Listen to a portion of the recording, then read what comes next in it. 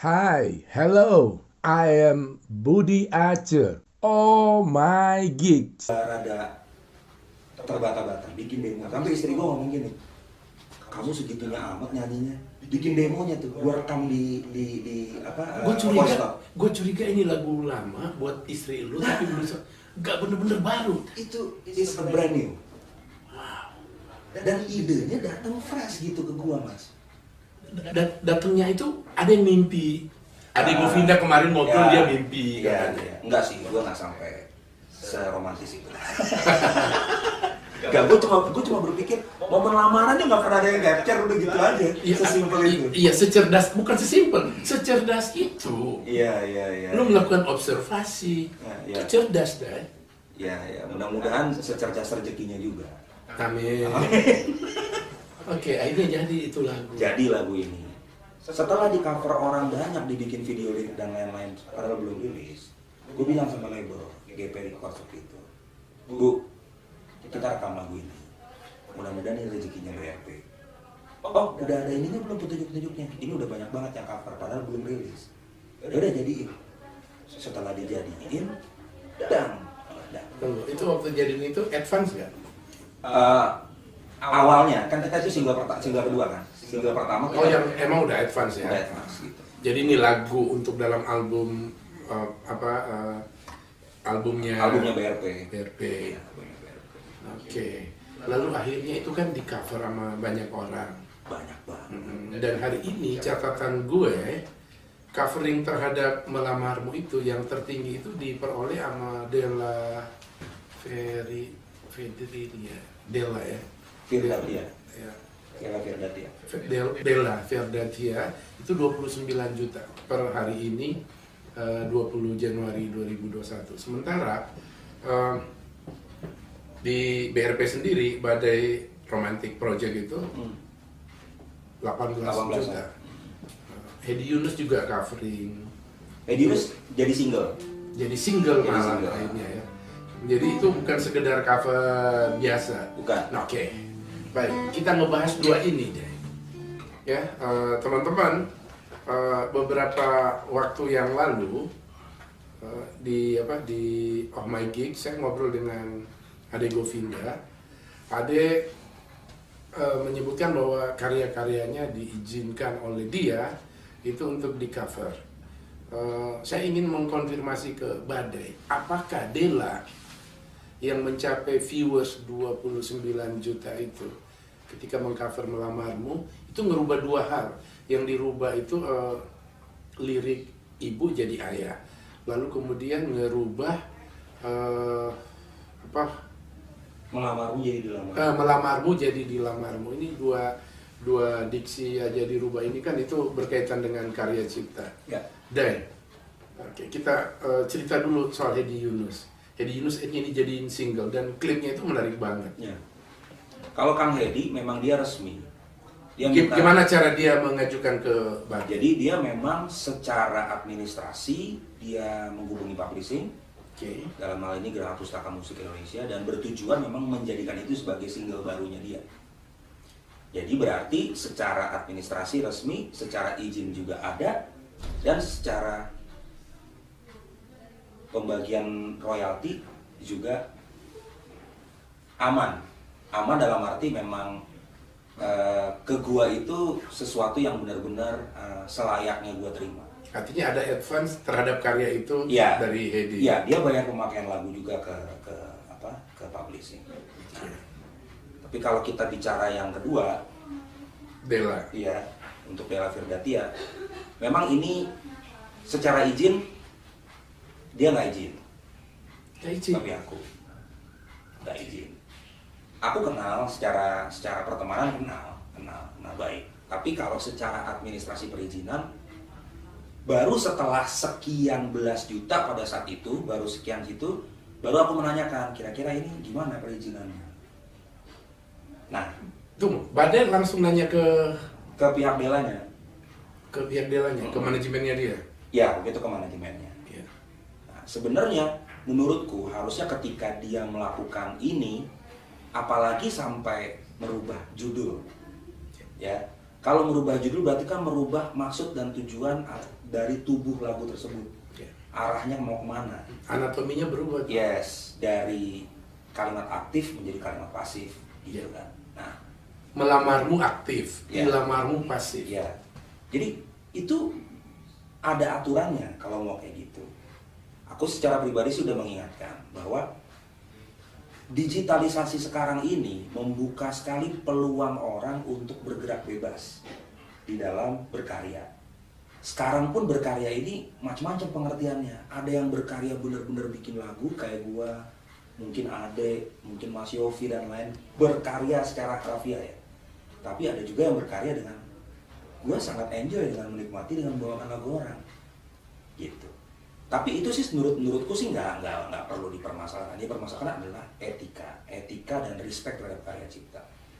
Nah, dalam kasus ini, gue sudah pernah menegur pihak Della Firdatia waktu itu ke manajemennya. Itu masih belasan juta ya? Masih belasan juta, dan gue minta mereka untuk menghubungi publishing gue.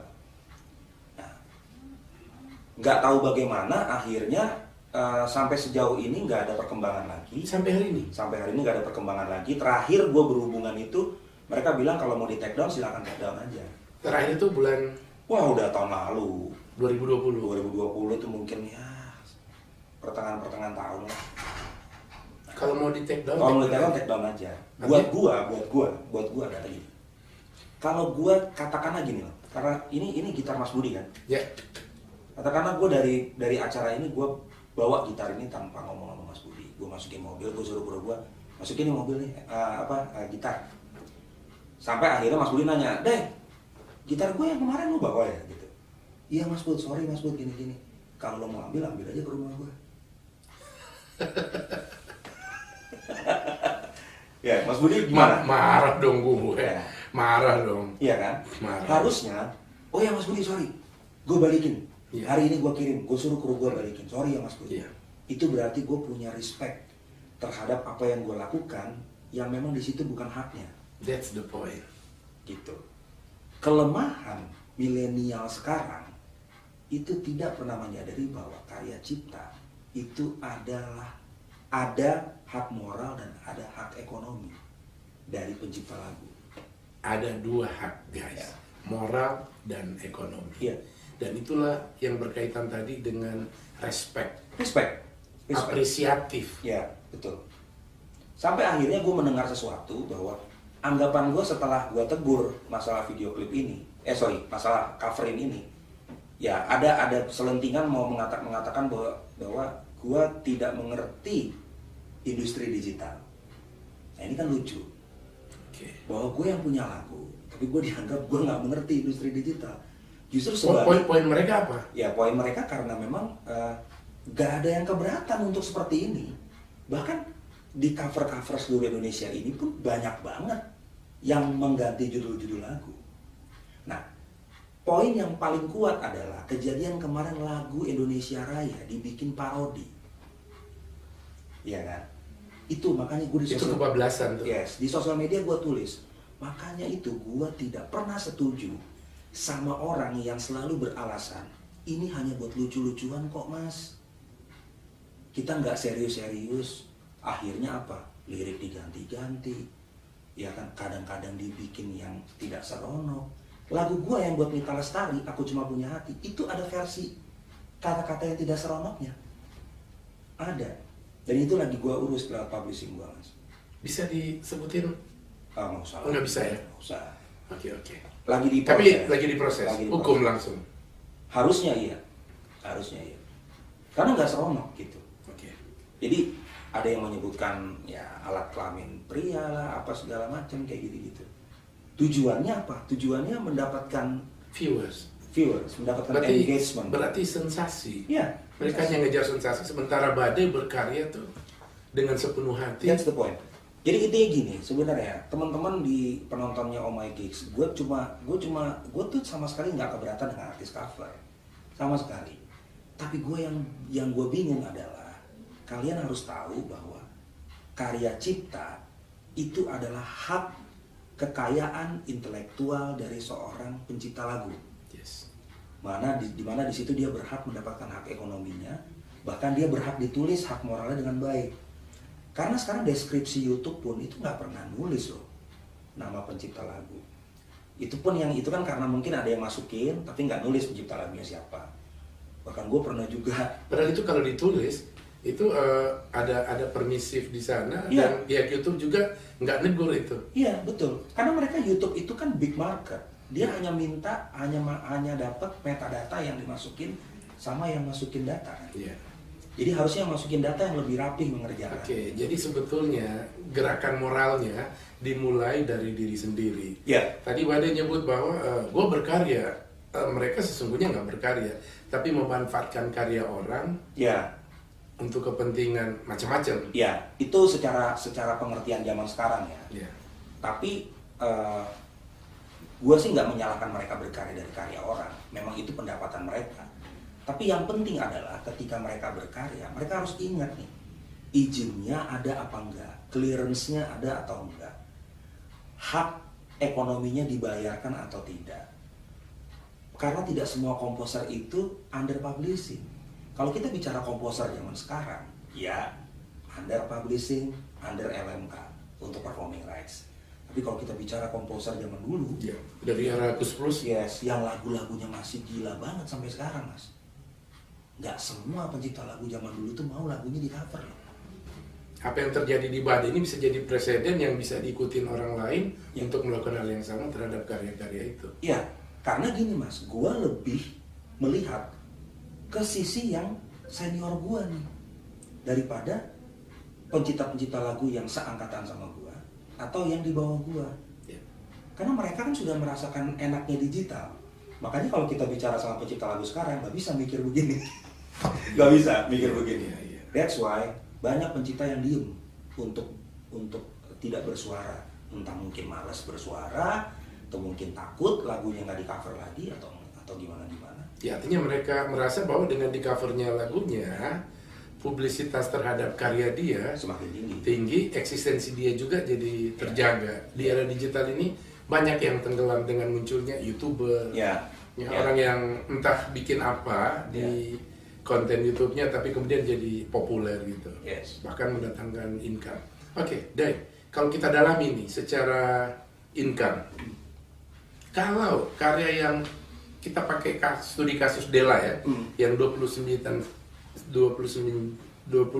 juta viewers, itu menurut Ade Govinda, karyanya dia itu dia relakan oke dulu cover aja nggak masalah.